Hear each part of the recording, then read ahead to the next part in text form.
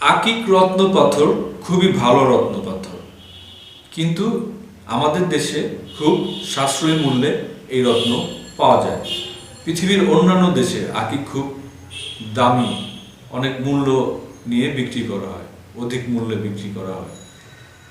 তো আমি প্রথম যে রত্ন পাথরটি নিয়ে আলোচনা করবো আকিক, সেটি হচ্ছে সোলেমানি আকিক। সোলেমানি আকিক সাধারণত কালো এবং একটু সাদা সাদা ডোরা কাটা দেখা যায়।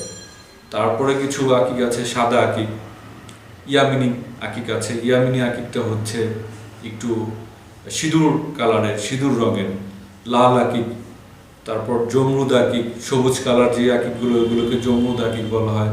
পান্না রত্নের পরিবর্তে অনেকে জমরুদ আকিক পরে।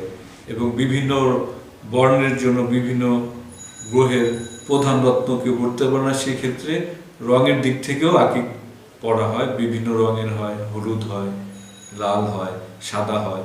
তো যে যে গ্রহের জন্য যে যে রত্ন অনেকে পড়তে পারে না, সেই হিসেবে যদি আকিক রত্ন পাথর ব্যবহার করে তাহলে অনেকটা ভালো।